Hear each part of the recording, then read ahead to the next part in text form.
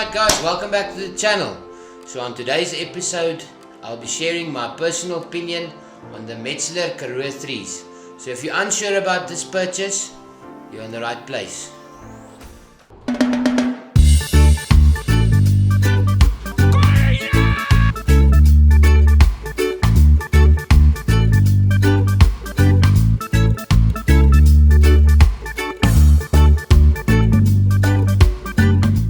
So I'll be talking about 5 different aspects in regards to this Karoo Metzeler 3 and giving each aspect a rating out of 10. So let's start at mileage. So mileage being our first aspect.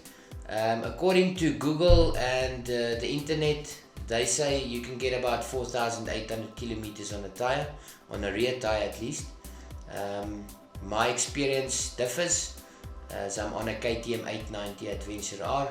It's got quite a lot of power. It's not that heavy of an adventure bike, and I was only able to get 2,800 with 10% left of my thread on the rear tire. That equates to about 3,100 k's, which is quite far off to the compared 4,800 kilometers that Google says you're able to drive on the rear tire. So I'll be giving it a rating of 5 out of 10, and the main reason obviously being that I wasn't able to come even close to the 4,800 kilometers Metzeler promised. So 5 out of 10. Alright guys, so let's talk about the next aspect, and that is traction.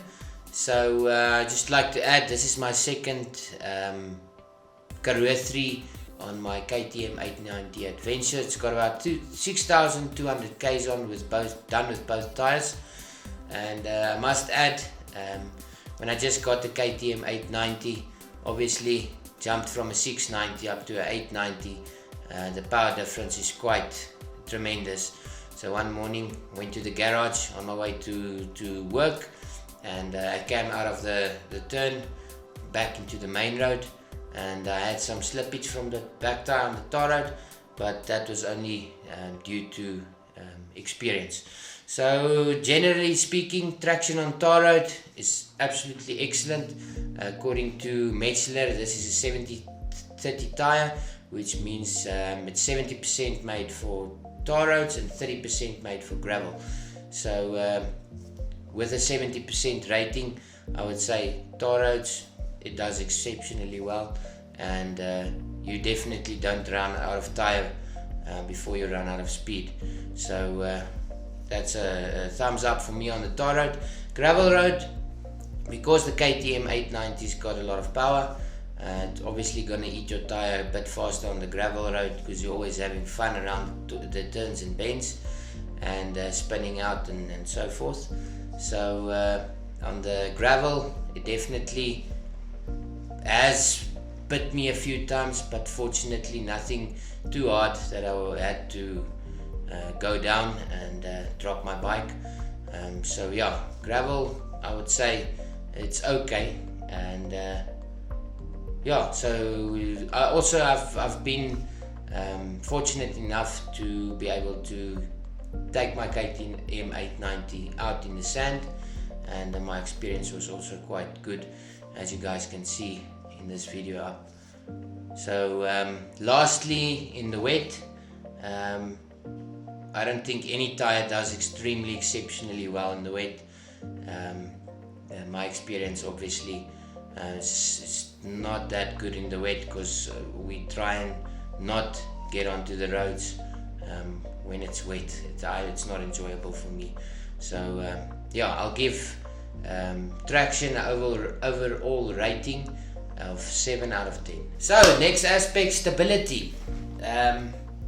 This motorcycle, not being a motorcycle that you are going to be doing 220 or 250 on the gravel or tar, so stability, I'll give it quite a good rating, as it only becomes unstable at about 170 kilometers an hour according to Google. My personal experience was at 185, which I don't do very often. So doing the speeds that I do usually, stability definitely good, and and I'll give it a 8 out of 10. Alright guys, so we're down to the fourth aspect about this tire, which is durability. So durability, I would say this tire is extremely durable, meaning referring to actually tears, chip-offs on the rubber and punches.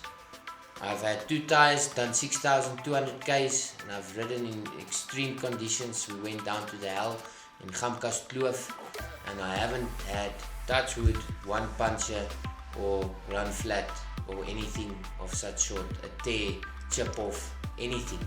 The tires hold up extremely well in rocky conditions, and it just meets all expectations that you would want it to. So I'll give it a 9 out of 10. The reason why I'm giving it a 9 out of 10 is due to the fact that the tire doesn't have much threads in it. We cut it open, and it didn't have as much threads in as I thought it would. But definitely very durable, and it lasts in extremely rocky conditions. So that's a thumbs up from me and a 9 out of 10 from the Unplugged crew. Alright, so it's time for the last aspect, and that is price. So the Karoo 3 is a smidge more expensive than the average adventure tire, which doesn't make that much of a difference, hence I'm giving it a 7 out of 10. Alright guys, so the Unplugged's conclusion about the Karoo 3 is the following. It's an exceptionally great tire, off-road, tar, wet, it's stable, it's really a great tire. The only issue obviously that I had to bring up was the mileage, which you will find everyone talks about. But if it wasn't for that, this would be a top rated tire, and I would definitely recommend it. But due to the fact that it's a bit more expensive than the average adventure tire and the mileage is low, this tire is not for someone on a budget. So I've got 10% left of my Karoo 3, so let's go out and have some fun. Alright guys, so with 10% left on the tire, the Unplugged team enjoys this 10% a bit different to the average adventure rider. I don't have the skills or capabilities to use it so on the road, so I'll be using it in a different way, so stay tuned.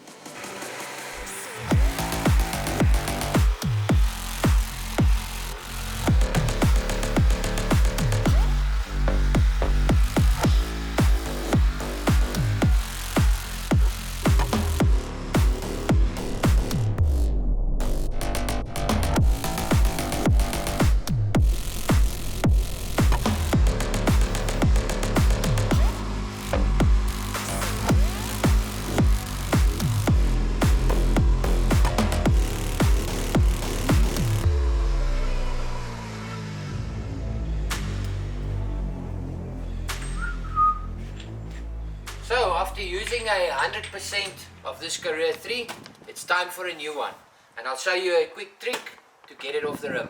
So let's get into it.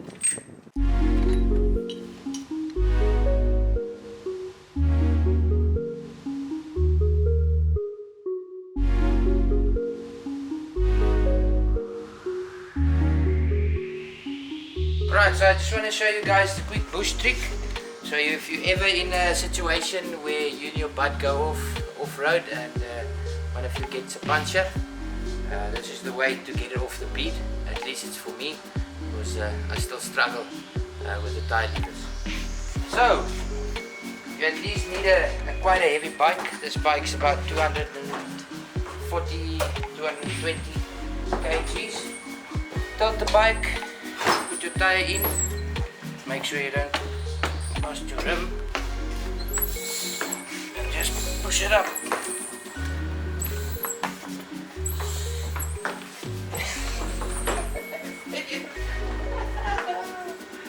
Right, so this bike's a bit light.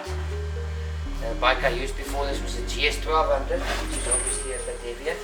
So we're improvising, using my body's weight as well. There we go. Off the bead. Alright.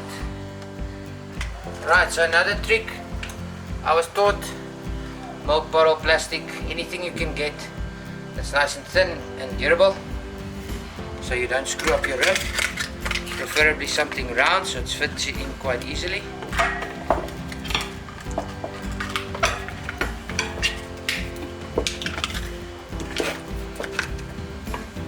Just like that.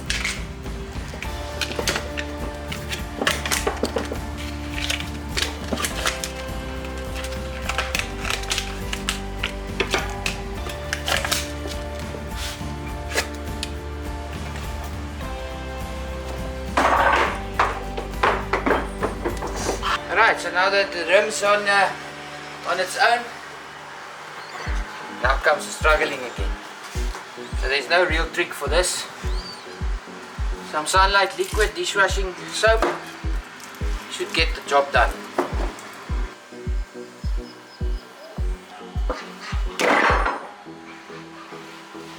Right.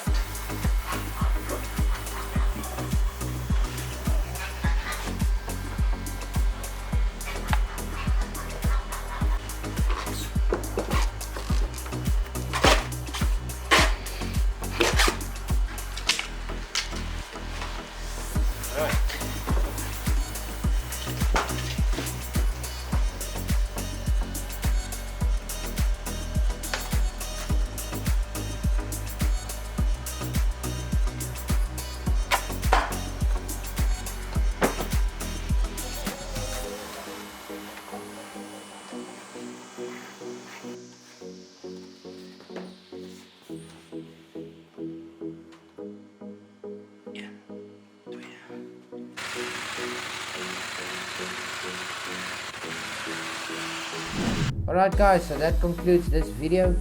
Thanks for watching. Don't forget to give us a like and subscribe to our YouTube channel Unplugged. See you guys in the next one.